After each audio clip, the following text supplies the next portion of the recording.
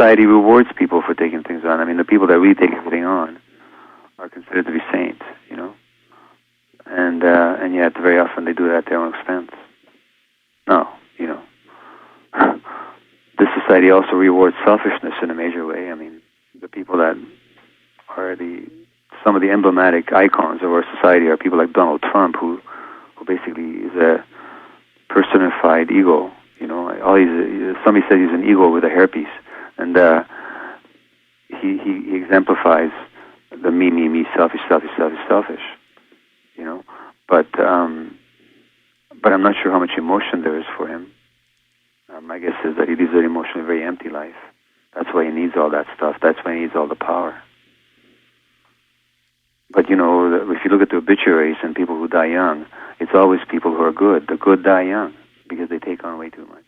Can we talk a little bit about your experience surviving the Nazi situation? Well, it's an issue that is present in pretty much, in 3 of my books, because it very much shaped my experience of life. So you and I talked earlier about how early experiences provide a template for how we see the world. So being born a Jewish infant 2 months before the Nazis occupied my home country of Hungary, the first experience I had of the world is a mother who was distracted and depressed and stressed and can barely ensure her own and her son's survival. This is in the face of the death of her parents and the absence in forced labor of her husband. And so the sense I get of the world is that of a world which is dangerous, which is not very helpful, which may not want me, and in which I have to really suppress my pain because my mother's already overburdened.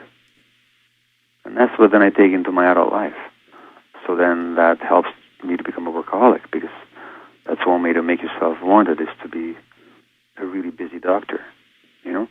So those early experiences, and then of course, as I always point out in my talks, then I have children, but if I'm a busy workaholic doctor, what message do they get? That you're not available. Well, what message do they get about themselves? That they're not worthy of you. Exactly, that they're not worthy. So then they grow up to be adults who have to deal with that particular belief, you know? And this is how we pass it on.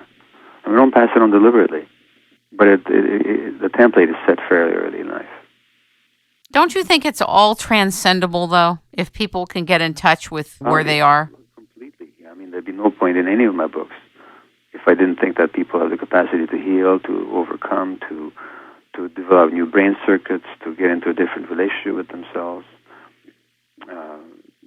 Of course it's possible. That's the beauty of human life.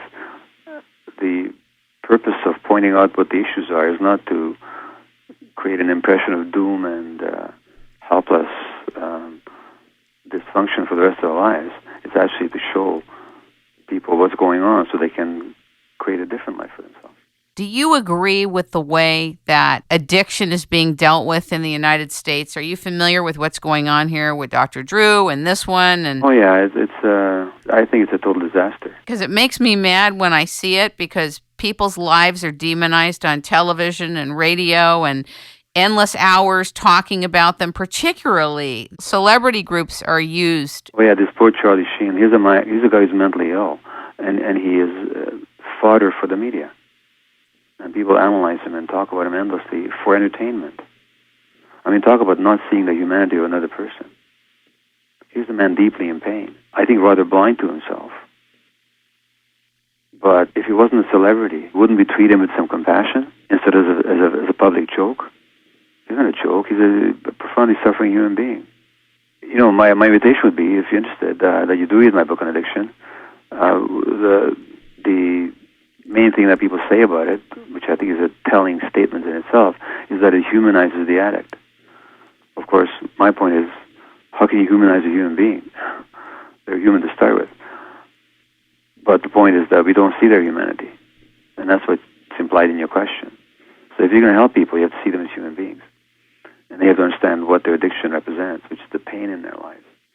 I would invite you to consider reading that book. I would love to. Then you could have another conversation about it. I would love to. I also want to read the book, Hold On to Your Kids, Why Parents Need to Matter More Than Peers. I'm going to read them both. Sure. It's such a prevalent issue. Addiction itself feels like now at this time, given the media and the way the media feeds upon itself and feeds on other people and feeds on problems and conflict, it seems like addiction in general is fodder for the media. Just the subject of addiction. Yeah. Well, I think there's a whole different way to talk about addiction, and I think you'll find that if you read that book. I'm looking forward to it. Is there anything else you'd like to say today? Not really. I think it's been a fairly broad-ranging conversation. I look forward to receiving information about Thich Nhat Hanh. Yeah, absolutely. And perhaps to talk with you again after you've had opportunity to read some of my other work. It would be a delight. Ladies and gentlemen, we have been talking with, learning from, and listening to Dr. Gabor Maté, the author of Scattered Minds, When the Body Says No. Hold On to Your Kids in the Realm of Hungry Ghosts. He can be reached by going to drgabormate.com, drgabormate.com. Thank you for being with us. All right, take care. Bye-bye.